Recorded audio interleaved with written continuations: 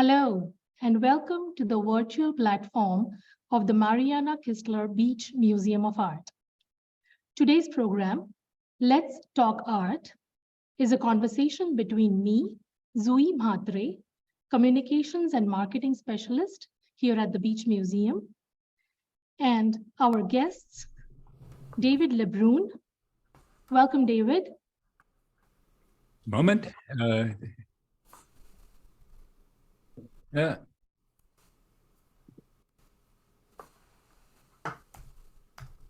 Hi there. Welcome, David. And Yuval Ron. Welcome, Yuval. Nice to be with you, Zui. Thank you. We'll talk about their work and collaboration in the multimedia installation, Transfigurations, Reanimating Ancient Art of India. Before we get into the heart of the program, a few reminders. Closed captioning is available. Click on the CC icon at the bottom of your screen or at the top right corner. Many thanks to our closed captioner this evening. If you have any questions, please submit them via the Q&A button at the bottom of your screen. We will try to get to as many questions as possible at the end of the program. Thanks to Programs and Events Specialist Jennifer Harlan for moderating the Q&A and making sure everything is running properly. The program is being recorded, will be available later on the museum's YouTube channel. You can find it at beach.k-state.edu/videos. There will be transcript with the recording. For the benefit of audience members who are primarily listening, I will offer brief descriptions of what we are discussing as much as possible. I will introduce our guests now. David Lebrun has served as director, writer, producer, cinematographer, animator, and editor on more than 60 films, including films on the Mazatek Indians of Oaxaca, a 1960s traveling commune, and Tibetan mythology. He served as editor on the Academy Award-winning documentary, Broken Rainbow, about the Hopi and Navajo of the American Southwest. Lebrun attended Reed College and UCLA Film School. He comes from a background in the anthropology and philosophy, and many of his films are attempts to get inside the ways of seeing and thinking of specific cultures, combining techniques of documentary, experimental, and animated genres to create a special style appropriate to the culture and era of each film. Several of Lebrun's films are explored in detail on this website, including Protus, Breaking the Maya Code, and Out of the Maya Tombs. He's currently working on Transfigurations, an immersive exhibition project of animation installations based on over 30,000 photographs of ancient objects. Yuval Ron is a world-renowned musician, composer, educator, peace activist, and record producer. Among his many honors, he composed the music for the Oscar-winning film West Bank Story, was invited to perform for the Dalai Lama, has collaborated with the Sufi leader Pir Zia Inayat Khan, master musician Omar Farooq Tekbilek, Zen Buddhist priest and visual artist Hirokazu Kosaka, choreographers Daniel Isralo and Oguri, and with neuroscientists Mark Robert Waldman and Andrew Newberg. He was awarded with the Los Angeles Treasurers Award and grants from the National Endowment for the Arts, American Composers Forum, California Council for the Humanities, and the Rockefeller Foundation. He is a noted lecturer and has been invited to speak at numerous schools, including Yale, Johns Hopkins University, UCLA, MIT, Berklee College of Music, University of Chicago, and many others. Yuval has been on the faculty of Esalen Institute, is an affiliated artist with the Center for Jewish Culture and Creativity, and a guiding voice for several pillars, House of Wisdom. pardon me, it is guiding voice for 7 pillars, House of Wisdom. Yuval's first book, Divine Attunement, Music as a Path to Wisdom, won the gold medal for best book in the spirituality category at the Indie Book Awards 2015. He was awarded the Presidential Gold Medal Award for volunteering for founding and leading the charity nonprofit organization Inspired Sound Initiative. Before we begin, I acknowledge that K-State, as the first land-grant institution established under the 1862 Morrill Act, is historically home to many Native nations, including the Kaw, Osage, and Pawnee. Furthermore, Kansas is the current home for 4 federally recognized Native nations: the Prairie Band Potawatomi, the Kickapoo Tribe of Kansas, the Iowa Tribe of Kansas and Nebraska, and Sac and Fox Nation of Missouri in Kansas and Nebraska. Many Native nations utilized the western plains of Kansas as their hunting grounds, and others, such as the Delaware, were moved through this region during Indian removal efforts to make way for white settlers. K-State and every university in the US are on indigenous land.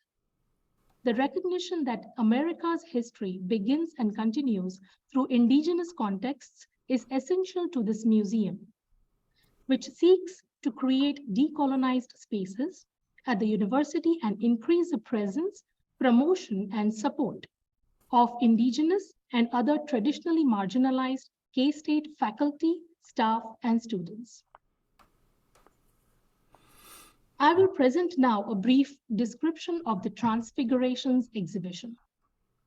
In this immersive video installation, David Lebrun aligns and sequences high-resolution photographs of 12th century sculptures from southern India, then uses intricate morphing techniques to bring these images to life. The installation includes Vishnu and attendants, a 3-screen animation based on carved temple facades, and Shiva as Nataraj, Lord of Dance, a single-screen animation of cast bronze figures. It is part of Lebrun's larger project, Transfigurations, Reanimating the Past. The score is specially composed by Yuval. Let's see a short excerpt of the video of the Shiva Nataraja installation now.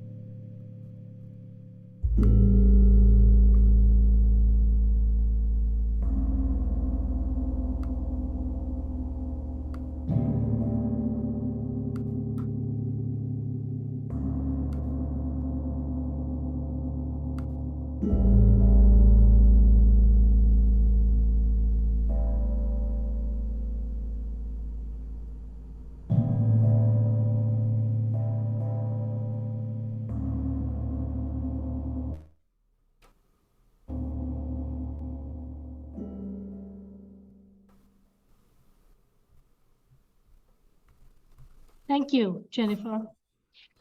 So my first question is to you, David. Could you talk about your process of developing the visuals for this project? Yeah, it begins with a great deal of research into the various cultures. In this case, the cultures I was dealing with were both in South India. The Shivas were created in the Chola culture of Tamil Nadu, and the Vishnus that you'll see a little bit of, the Vishnu sculptures, were from the Hoysala kingdom of Karnataka, both around the 12th century, but very different because the Vishnu's images are on the side of a temple and have been preserved all this time, and it's been an active religion in India, especially in southern India.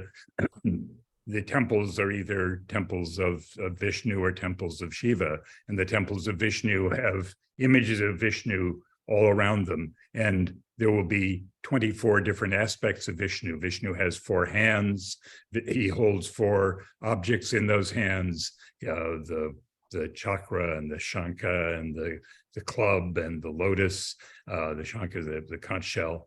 And depending which of those 4 hands is holding those objects, there's 24 possibilities, there's 24 aspects, and all of them are present around the temple. Each of them has a different name and different qualities.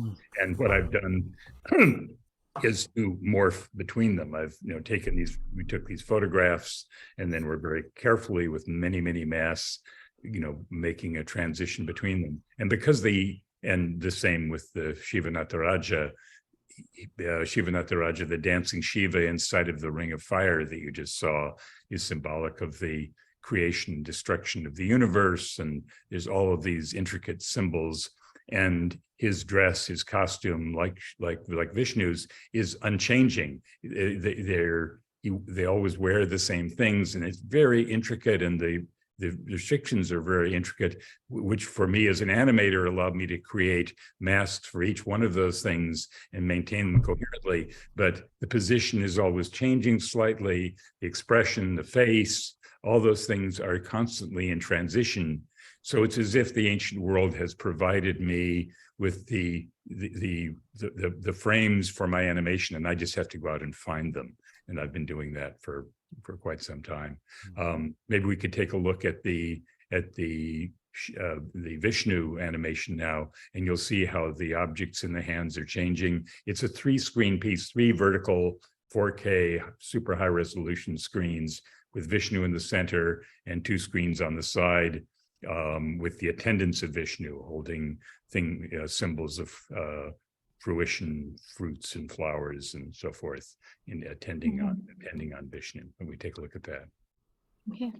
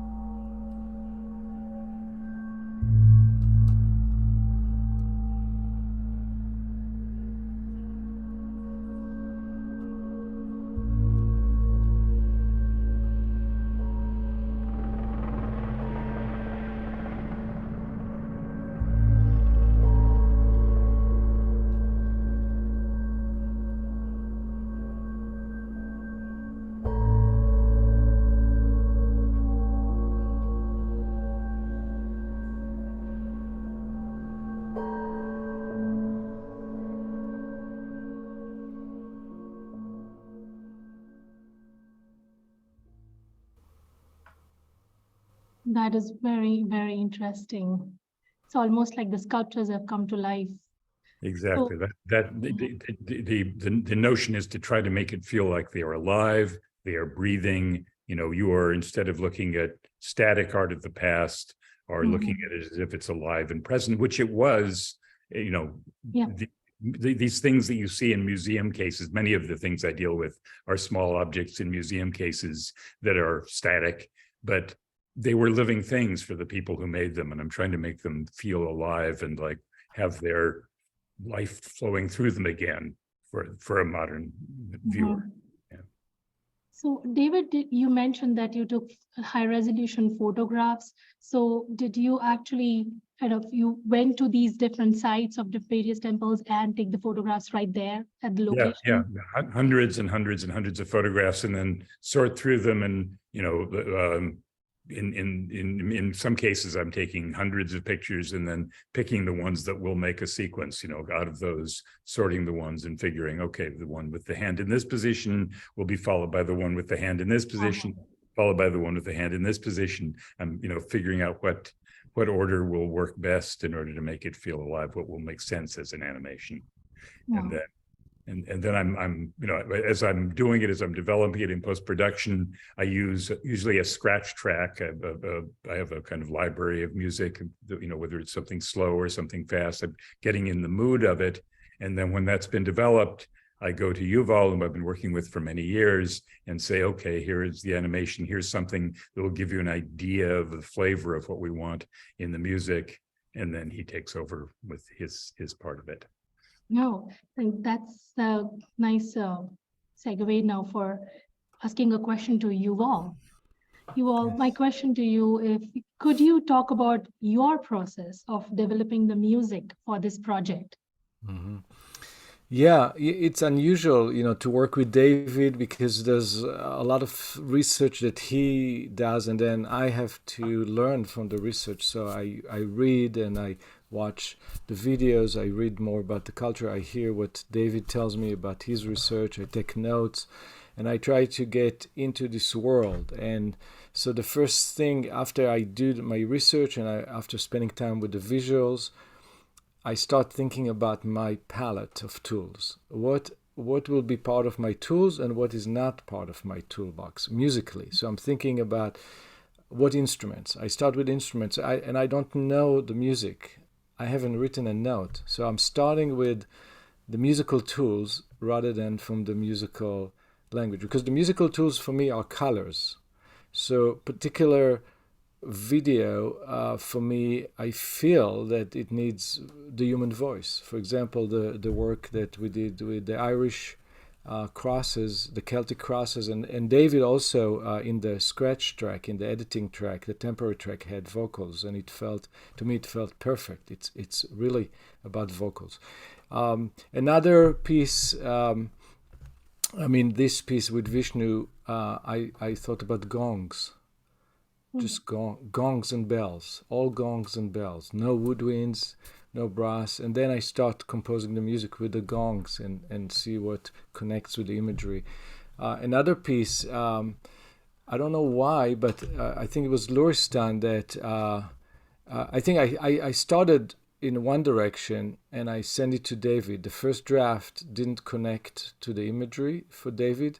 And David asked me, just take another fresh, different look at it, and for some reason I felt that this would work with a piano, just starting with a piano, and the sound of the piano worked with those imageries and of that particular video. So I start with the piano, and then the piano is a certain color, and then the color leads me to the music, of course, with the imagery tells me what kind of music.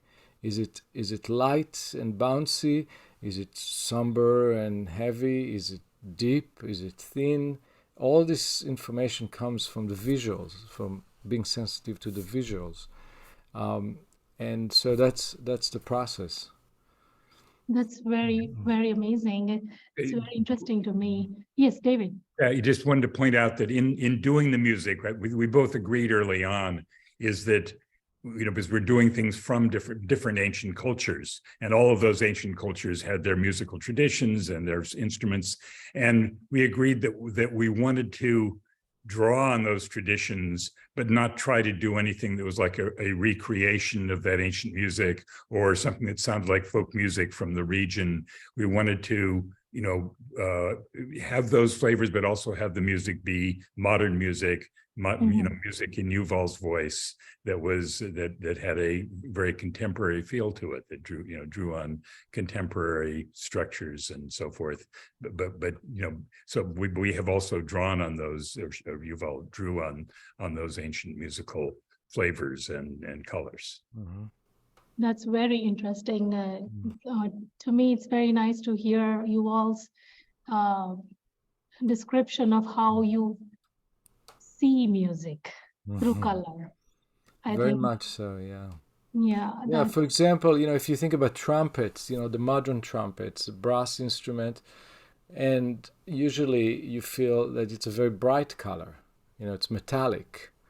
The sound is also metallic, versus a wooden flute, and as bright as the flute can get is still not bright, like the metallic trumpet, and then if you have a reed trumpet, a wooden reed trumpet, then it would have a different color. And so the instruments are really, for me, colors, and I have to choose my colors first before I start painting. And that's the whole secret about boundaries. In order to have creativity, you need to have boundaries. So for me, the hardest thing in the world is if somebody tells me, write a piece of music for all the instruments in the world, all the instruments of the orchestra, and anything you want. And that's all they tell me. So they're not giving me any boundaries. They're not giving me any visual or any text or any instructions of mood or anything. So all the possibilities are possible. Yeah. So there are no boundaries. It would take me so long to compose a piece with these instructions, because one day I would feel this, another day I would feel that, and it would take me years to finish that piece. But when you have boundaries, this is your sandbox. This is where you are creating, and that this belonged in this creation, and those things do not belong. And so it helps focus. It helps me focus my creativity. That's really great. Thank you.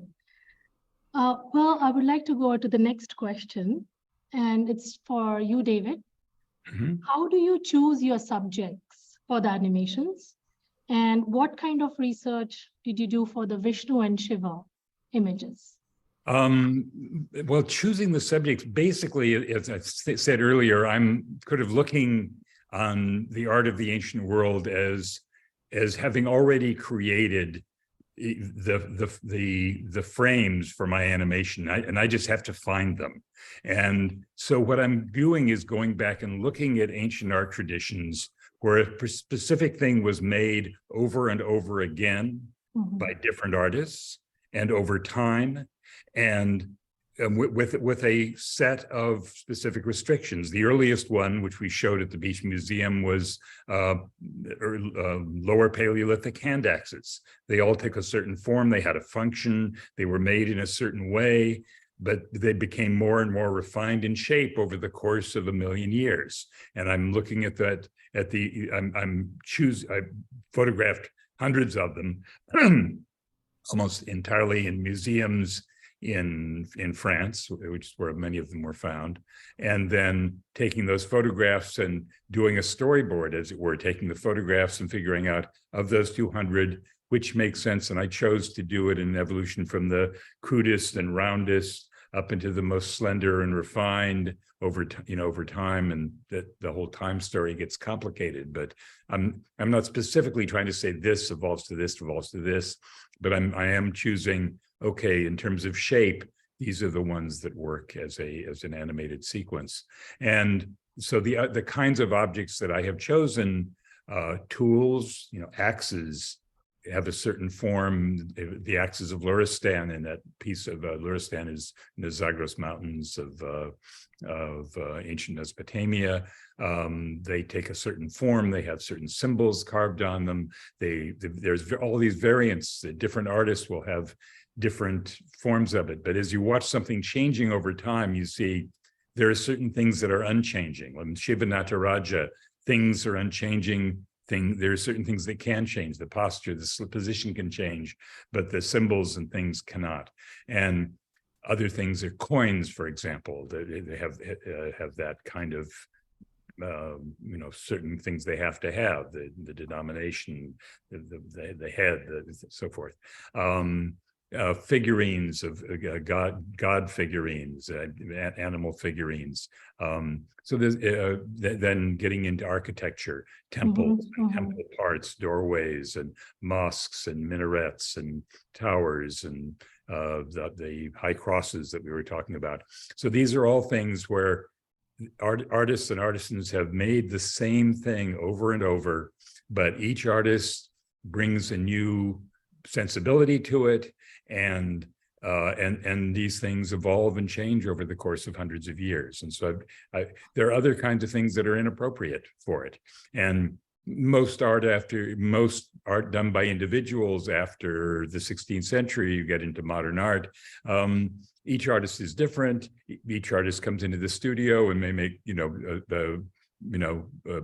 something very different every day. They don't work with that same kind of very specific set of rules. As Yuval was talking about the boundaries. The boundaries are much less now. An ancient artist worked within a very precise set of boundaries, and then within that set of boundaries, they were able to do wondrous changes. And when you look, when I do the morphing, you're able to look and see how much it changed over time. You're able to see what are the invariants that they had to work with, and what are the ways in which they can play and explore within that range. So my research has been a lot of going out and figuring out which things meet those criteria. And some things meet those criteria, but are boring because they're so strict that you morph between 100 of them and they just kind of sit there and wiggle. And you go, no, that's not going to be that exciting. But when they have that kind of play and variability, where they really come to life and begin to dance, that's when I go, that's one that is part of this project, if it dances. That's really nice. Yuval, my next question to you is, are there any past work experiences that have helped you to work on this project, and how?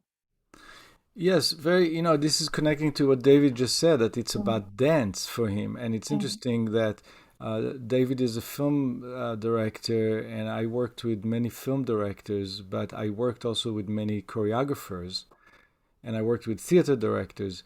But for me, working with David is like working with the choreographers. Because often the choreographers don't tell me what the film directors and TV directors usually tells me, or theater directors, they say things like, they rely on previous examples. So they say, something like, could you do something like Fiddler on the Roof meets Star Wars? That's what we want. Wow. Can you do, the Beatles meet Leonard Bernstein? That's what we want. They rely on previous. And with David and my experience with dance choreographers, they never send me this way. They say things like, we want something that sounds like nothing else. Or we want something that hypnotize or create a meditation, or make it dance, make the visual dance. So for me, my experience with choreographers, especially when I worked with choreographers that they had already a choreography. You see, some choreographers ask me to create music, and then they create a choreography to my music based on their ideas. But sometimes I had choreographers who created a choreography with music or without music, and then they asked me to write music to the choreography. And that is very much like working on these films that are animated dances. Very meditative, very slow usually. Sometimes they go fast, but usually it's slow dance. And I worked a lot with a Japanese choreographer, Buto dancer named Oguri, who's based in Los Angeles, and working with Oguri on the very slow moving dance from the Japanese tradition, very meditative dance, and having the patience not to throw everything at you right away. So not all the instruments are available in the very beginning. Not all is available. And working with very small nuances, very, very Asian, very Japanese sense of time and economy, nuances, not being bombastic, but rather being nuanced. And that work that I've done for many years, since 1998, and even before that, I worked with Buto dancers back in Israel who studied in Japan. That was back in the 80s. So I worked for, almost 40 years with dancers, choreographers that were trained in Japan. And that work prepared me to work with David, which I think I'm not sure if it's true, David, but I feel in your work there's a lot of Asian influence, a sense of time and nuance. I'm just guessing, but that's how I relate to it. I'm remembering back to when we first started working together. Yuval and I have done 3 feature films together and a couple of other projects. The first time we got together, I was doing a film called Proteus, where the music was going to be very important. It was an hour-long animated feature film where there was going to be a composed score throughout. It was basically a piece of visual music, and there was narration, but the music was going to be going all the time. It was a continuous process, and I went to several composers, really great composers, and asked them to do just a piece for the first 3 minutes of the film. And I had worked with a scratch track, which I was pretty good with, and in every case, and this was animation based entirely on 19th century two-dimensional graphic art, so it's flat work, but showing scenes and so forth. And the music was wrong, and I was frustrated with it in each one. When Yuval did his version, suddenly that two-dimensional work became three-dimensional and opened out. And I said, here's somebody who really knows how to look at this art and figure out how to bring it to life. And the other thing was, as Yuval just said, he'd given me several examples of his prior work, and he gave me some examples of the work he'd done for films, and I was like, okay. But then he gave me the example of the work he'd done for Oguri for the Buto dance. I said, this guy, this kind of, if he can do that for me, this will work. So those two things got us going, and then we've had this ongoing process since. For the past more than 20 years. Wow. Yeah. That's a very nice, long collaboration between the two of you. Well, keeping the time in mind, I would like to move to the Q&A now. Jennifer, do we have any questions from our live audience? Thank you, Zui. David and Yuval, this question comes from Beach Museum curator Eileen Wong. And she's just asking if,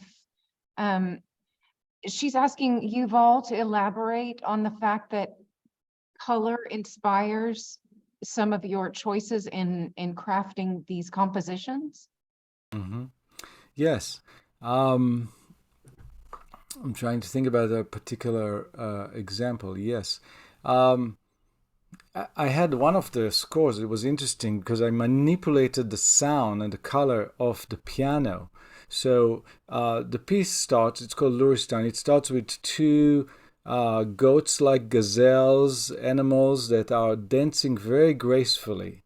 And it's a little dark and beautiful. And I started with simple piano, almost like a children's song or a children's folk dance.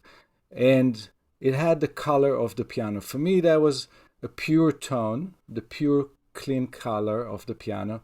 And then slowly those gazelles, those goats-like figures start to change into more monstrous dragons. And they just hinted of something more monstrous or more dark and less pure. And so what I did, I started changing the color of the piano by distorting it, making it sound almost like a rock guitar in a very nuanced way. So I processed the piano sound through electronics to make it more edgy, and that created a different color because of the visuals, and so on and so forth. And so color, there's another interesting aspect about color in musical modes. So there are different musical scales. It's not just instruments that have colors, but in music, different musical scales have different shapes of color on a spectrum of dark to bright. For example, if you play C, D, E, F, G, A, B, C, which is the white keys on the piano, that's C major scale, just the white keys on the pianos, and it's kind of a bright sound. And if you play the same key, the same scale, starting on D flat major is a darker key.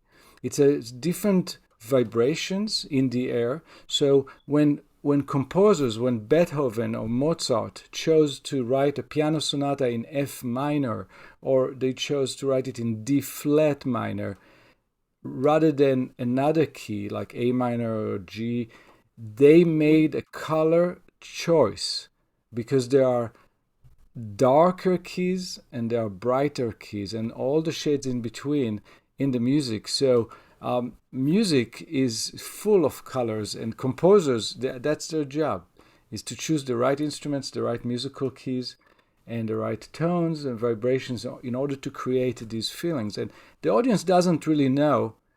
The audience feels it. The audience subconsciously feel, it's a darker, rainy day. Or I feel it's foggy. You feel it. You don't know what the composer did, but you feel it. Or you feel a little bit upbeat. You feel a sense of roundness and brightness, and the skies are blue, and you don't know why, but the music made you feel that. Yeah. Thank you, Yuval. Guys, we've got 8 questions that have come in, so we'll try to get through these. Okay. The next question was posed by Museum Director of Education, Catherine Slogic, and she mentions that she loves what you've said about boundaries that earlier artists experienced as opposed to what begins to happen in art after the Renaissance. And it really makes me think about the function of art earlier versus later. And she said, thank you. She's asking Yuval also, when you mention visual dance, she immediately thinks of Proteus. And she said, your work on Transfigurations is very much in this mode, is her observation. Mm-hmm. This question comes from, and forgive me if I mispronounce this, Jai Joshi. And they're asking if any of the Indian instruments are utilized in your sound scores. Some gongs that are used both in China and in India were used in the score.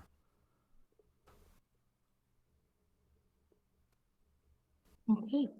All right, and we have a follow-up question from curator Eileen Wong. She's asking Yuval if you actually see colors when you hear sounds. Yes, I do, but it's not consistent as some people have a condition. It has a name. Synesthesia. Synesthesia, right? Yeah. So synesthesia is a irregular condition in the brain where the sound area in the brain and the color area in the brain, the wires are touching, which normal human beings, the wires are not touching.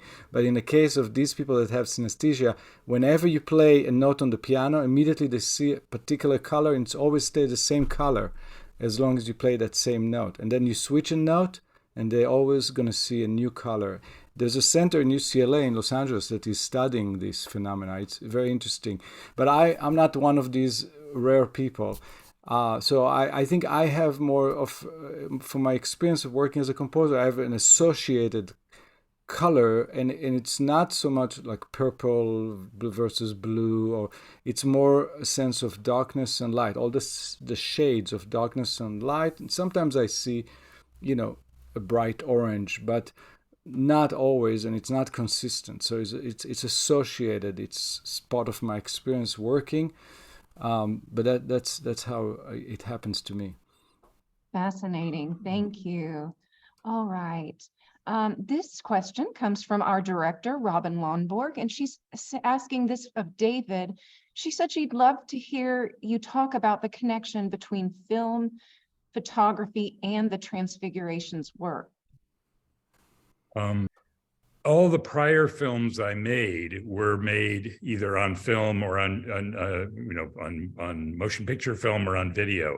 I've had a lifetime of working in all of these different media, from regular 8 millimeter, Super 8, 16 millimeter, 35 millimeter. Proteus was made in 35 millimeter film, and since that, which was completed in 2003. All of these different video formats, regular video, high definition video. Now we're working entirely in 4K video, but I am not as of this project, I am no longer shooting with video cameras. When I go out into the field for this project, I'm taking a high resolution still camera and the lights and so forth. And I'm just taking high resolution stills of these objects and then coming back into the editing room and doing all this post-production. And then the output is a file which plays as a video file. But as of this project, and nothing that I'm doing for the project is being done on film or on video anymore. The output is video, but all the raw work is being done with a still camera, which has a certain economy of of work. But it's the only way to do what I'm doing. Thank you, David. I think we have time for one more. Let me look what we have here.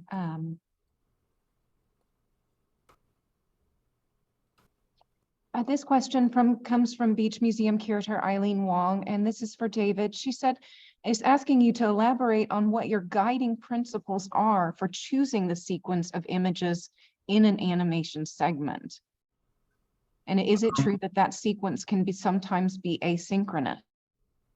Yeah, I am not necessarily doing things in a strictly historical, chronological sequence. For one thing, the chronology is very seldom precisely known.